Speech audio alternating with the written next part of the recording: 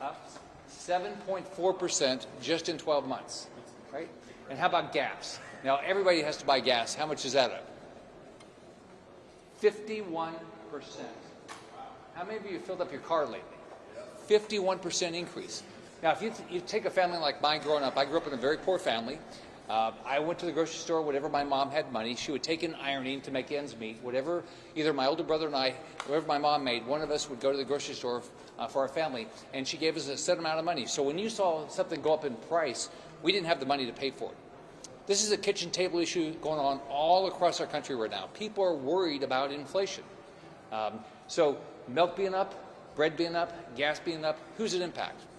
It doesn't change the life of the rich. It's the poor, the people on fixed income. So if you're on fixed income and all these things go up, your wages aren't going up. If you're a poor family, your wages never go up as fast as inflation is going up. We have got to stop this reckless spending. Joe Biden's of his ideas of $7.1 trillion is going to make it worse. Already what they did with this $1.9 trillion, which had very little to do with COVID, Larry Summers, an economist that generally from Democrat administrations, already said this is going to cause significant inflation, and we're seeing it. So Joe Biden's got to stop this reckless spending, stop asking for it, and all of us have to figure out how do we stop this wasteful spending. So now let me turn it over to Senator Ron Johnson. Well, thanks, Rick. I think you should have started out with the gasoline. They would have got that one right. The gross amounts of spending didn't just start this year. I mean, it was in reaction to COVID. And we had to do something massive. We had to do something quick. But let's face it, over the last 18 months, we've had about $7 trillion in deficit spending. Now, President Biden is predicting or proposing another $7 trillion. We're $28 trillion in debt. By the end of this fiscal year, we'll be about $30 trillion in debt, and that's on top of a roughly $22 trillion economy. We're at dangerous levels. Rick talked a little bit about some of these macro inflation numbers. Personal savings is up $2.5 trillion year over year. It was $1.6 trillion, now it's 4.1.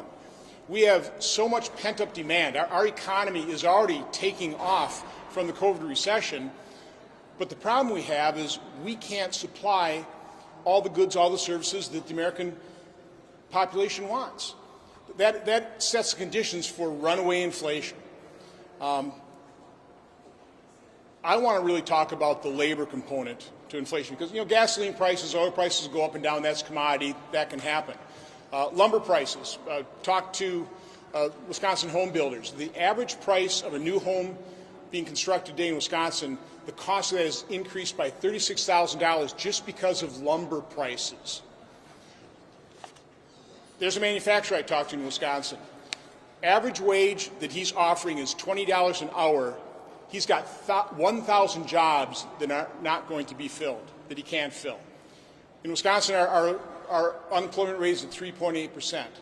So again, commodities will go up and down, but as that labor shortage, which by the way is created by government action, we're flooding the marketplace with dollars, personal savings, pent-up demand. That's going to fuel inflation. But the fact that we have incentivized people to stay on the sidelines, not engage in the labor market, and not offer their services is going to drive up the price of labor. That doesn't go up and down. That only ratchets up in one direction. Now, you may say that, hey, that's good. If you get a 5% wage increase, it's not very good, though, if prices go up 6 or 7%, which is what we're on a trajectory to achieve. That is sticky inflation. That's here to stay. And my concern is that creates an expectation of future inflation. And I know I'm reading articles saying there's no way we could ever return to stagflation. I'm seeing the conditions. I'm seeing the ingredients being concocted here for potential stagflation. You increase taxes, that's going to harm our economy. When businesses can't get the commodities, everybody's on allocation for resin supplies, for lumber. When they can't find the labor, you're not going to be produce the products. They can't get the component parts they're manufacturing. That's going to also harm our economy and potentially snuff it out, the recovery. You combine that with inflation, you've got stagflation. One final example of how difficult it is in Wisconsin, for example, to find labor is Milwaukee County just announced they're canceling fireworks 2 years in a row. Not because of COVID this time, because they literally can't find the people to put on the fireworks display. Now, I realize that's a small example, but it's just showing the headwinds we've caused here by federal plus-up to unemployment that, fortunately, about 21 Republican governors have announced that they're not going to take anymore. But we called for it in Wisconsin. Governor Evers has ignored our plea to stop accepting that so that Wisconsin employers can start hiring people. But again, we have to be concerned about long-term wage inflation that will be surpassed by the rate of inflation, and will wipe out those gains. Thank you. I went through inflation back in the 1970s growing up, and it wasn't a pretty sight. And we're getting ready to see it really build. It is a situation where I was in Auburn, Alabama last week. I paid $1 more a gallon for gas at just a local store, which is normally a lower prices. $1 more a gallon. The average person cannot afford that. This is basically a tax on the poor. And I keep hearing from this administration, you know, we're not going to raise taxes on the middle class or the people that don't have money. Well, folks, it is hitting us right between the eyes. And it's a shame that we're doing this to people that don't deserve it. And at a tough time coming off of COVID, when people are trying to get back to work, and there's jobs out there, people can get a job. But here's what's happening. I talked to Alabama Home Builders Association this morning. Particle board, which is one of the main ingredients of building a house or any kind of construction, is up 700% this year. What's happening? People are saying, I'm not building. I'm not building because prices are too high. Laying people off work, people don't have an opportunity to make a living, and it's going to get worse. We're just hitting the very tip of what's going to happen. Poor people, people without money, don't deserve having to pay 5, 10, 15% more for groceries. That's where it hurts. So the Biden administration, they're getting ready to get what they asked for. And we're telling them right now, you better make some decisions, and it's not throwing money at the problem. Every time we look up, when I was in education, everybody says, you know, we can make education better. We're going to throw money at it. And it doesn't do one bit of good. It's called organization and planning and leadership. And we have very little of that going on right now. We've got to take advantage of this situation coming out of the pandemic, and we're going the opposite direction. Thank you. Well, Coach was telling you what they're saying in Alabama, and let me tell you, they're saying about the same thing in Tennessee. It doesn't matter if you're going to the gas pump or the cash register at the grocery store. You are paying more for everything. And this is totally because of policies of the Biden administration and changes that he has made since he came into office. You can start with that decision to kill the Keystone Pipeline. And when you look at what the price is for groceries, everything comes in a plastic container. Well, where do you get these containers from? They come from the polymers. They come from the hydrocarbons. So, of course, not only is your logistics cost going up, your container cost, your production cost, and the cost of those food items, the cost to build a house, the cost to run a business. Every cost that you incur from the time your feet hit the floor in the morning to the time you turn that light switch off at night, the cost is going up, and it is all due to the change in policies that the Biden administration has put in place. The Biden administration owns this economy. Back in 1978, when I was 17 years old, I moved out of home. I had a great family life, but I was pretty independent. That was roughly the time when we started seeing these numbers. This gas price was the difference between me being able to fill my tank or maybe put enough in it to where I can get back and forth to work every other day until I found another source of cash.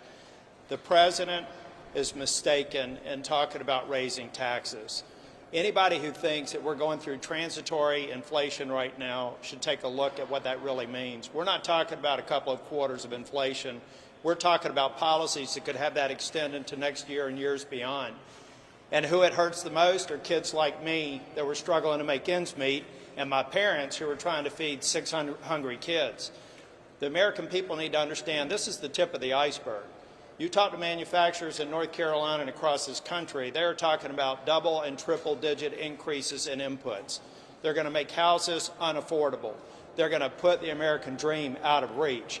And the president is talking about going further with an infrastructure bill that has little to do with infrastructure, with proposals on spending and taxes that are going to make it a lot harder for kids like me who are dealing with the Biden economy. And I hope the president listens and understands the people harmed the most are the ones that he professes to be most concerned about. Well, good afternoon, and I think that Coach's people have been talking to my people, been talking to Marcia's people as well. I know I was back in Kansas this weekend, and a $100 bill would not fill my Ford truck with gasoline. And I know there's a lot of other Americans that went to the grocery store this weekend, and they've all been to the Dave Ramsey School of Finance. They went in there with their budget, and they walked home, they filled their refrigerator, and they filled their pantries, and guess what? They were about half full, or 3/4 full. Certainly, we're starting to fill it. You know, thanks to inflation, COVID is no longer the top of the mountain for Americans' concerns and problems. I, too, remember the 80s. I remember the inflation of the 80s was the most challenging economic times of my life. I also remember our pre-COVID economy, the greatest economy of my lifetime, thanks to the Tax Cuts and Jobs Act, thanks to rolling back regulations, thanks to energy independence. It was the greatest economy of our lifetime. And today I look out there and see the social injustices created by the socialist economy and the socialist policies of this administration. And I just want everyone to realize and to emphasize that this inflation is a social injustice. It certainly hurts those who are on the lower income portion more than other folks. It certainly hurts our senior citizens who are on fixed incomes. Folks who have young families, young hardworking Americans are impacted more by inflation than anybody else.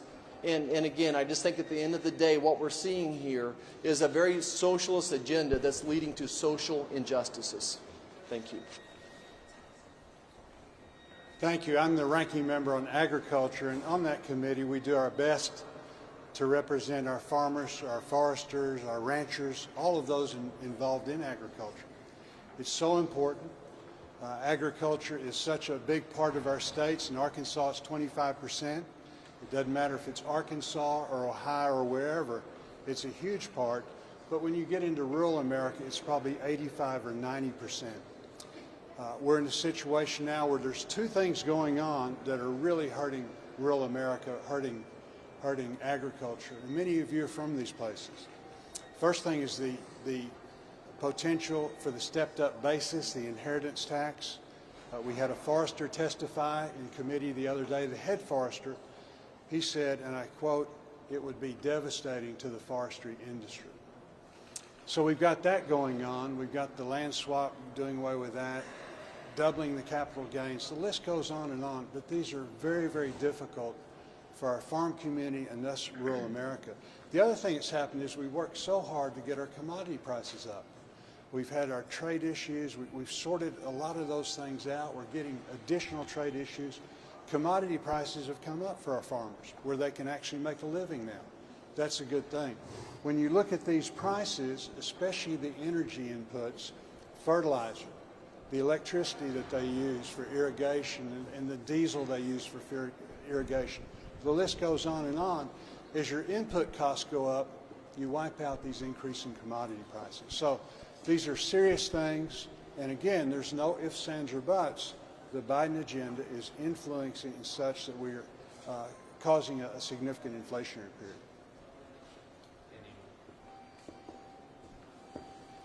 So I'm not going to repeat everything that's already been said, but inflation is a huge regressive tax. That's a fact. So the poorest people in America are going to be impacted the most. Secondly, in an area that I care deeply about, energy, That's also something we're seeing a huge increase. Look at the pump, look at energy costs, and that is a completely self-inflicted wound right now by this administration. Why? They're restricting the production of American energy and importing more oil from Russia than ever before. That doesn't make sense. They are making it harder to permit things like pipelines and canceling them and delaying them.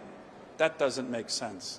And they're even going to Wall Street and saying to our banks, don't invest in the American energy sector, putting pressure on the production of American energy. American energy prices are going to go up because of these policies, and the people who will be hurt the most are the least fortunate Americans. That is a fact. That's happening now, and it needs to change.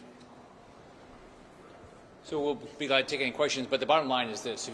The Biden administration is hurting the poorest families in our country. The people on fixed income, they can't stay up with these price increases. Our poor families, their wages are never going to go up as fast as these price increases. So they're hurting the poorest families in our country. Right now, it's happening all across this country. So be glad to answer any questions anybody has. Yes. What would you say to the White House argument that these increases in prices are just transitory, that 1 month does not make a trend, and that this is a natural part of the economy's adjustment to reopen? Right. Well, these are pretty big price increases. We were I was with Jay Powell. He said we wouldn't see inflation of more than 2.5%. This is a lot higher. Look at CPI now, 4.2%. Commodity prices up 16%. It doesn't look like it's very transitory. And by the way, if you look at these numbers from February, so before COVID to now, the numbers are still just as bad. So, you never know what's going to happen. But if you look at all the things that they're doing, whether it's the tax increases, the regulatory reform, all these things are causing prices to go up. And it's going to hurt the poorest families in our country. Senator, the price of milk went up 9% from 2019 to 2020. Why did that happen? Would you have blamed that on the Trump administration? I would blame it on reckless government spending. I've been complaining about the risk of inflation since I got up here. I believe excessive government spending, when you run big deficits, when you see the Federal Reserve balance sheet go from $4 to $8 trillion, when you see money supply going up 25%, you're going to see inflation. So all this, but today, this year, already $1.9 trillion, anticipating to spend $7.1 trillion. This will be nothing as compared. It'll be way worse than this. You also have to keep in mind that same period of time wages went up, largely due to the Jobs and Tax Cuts Act. Just to point out, so if you go back and look at the time I was governor of Florida, that's exactly what Senator Tillis said, is that we started seeing our wages go up, which is the best thing you can see. If you can see all wages go up, not just wages for the rich, it has the biggest impact on our country. Yeah. So inflation occurs when we have too much cash chasing too few commodities, too few products out there. And this will not be transitory if we keep paying people an extra $300 per week to stay at home. What that's doing is bottling up and creating more shortages. For instance, in the meat marketing program, we have, 75% of the nation's beef processing in Kansas, and we can't get people to come back to work. So that's creating an artificial shortage of beef, which is driving up the price of meat at the grocery store. Senator Scott. Yes. Officer Sicknick's mother just put out a statement saying that not having a January 6th commission to look into exactly what occurred is a slap in the face of all the officers who did their jobs that day. She's asking to meet with Republican senators who are going to vote against the January 6th commission, which I believe all 6 of you or 7 of you will. What's your message to Officer Sicknick's mother, and will you meet with her? Sure. Well, first of all, I meet with people all the time, and I'm very supportive of law enforcement. I talk to sheriffs and police chiefs all across Florida constantly. I talked to one yesterday. What happened on January 6th is despicable. Everybody needs to be held accountable. The FBI has already arrested, I think, over 400 people. They're holding people accountable. We have 2 committees right now doing a report. We'll get that report in the next, I think, 2 weeks. One more question. Yes, sir. Spending, is your concern about reckless spending apply to long-term infrastructure? The White House would say long-term investments in the economy aren't going to cost the Well, I'll invest in infrastructure if it's called roads, bridges, airports, and seaports. I did $85 billion in my 8 years as governor. I think their original so-called infrastructure bill had $115 billion over 10 years for the whole country. It wasn't infrastructure. But the way we did in Florida, we did it where we could cut taxes and reduce our debt. I paid off the same 8 years, a third of the state debt, and we cut taxes 100 times. What they're doing up here is they're saying they want to spend all this money on so-called infrastructure. It's not, and they want to raise taxes. So you can't be, and they want to run up the debt. You can't do that. So let me add, I think we all would agree that we do need to invest in infrastructure, but it has to be true infrastructure. But there's a way of doing it without adding to the federal debt. It's called repurposing the more than $700 billion of the COVID relief bill that was going to be spent in years 2022 through 2028. So that obviously is not COVID relief. So you've got that pile of money there that we can just repurpose. And, $700 billion would be a very good down payment on true infrastructure spending. Thanks, everybody.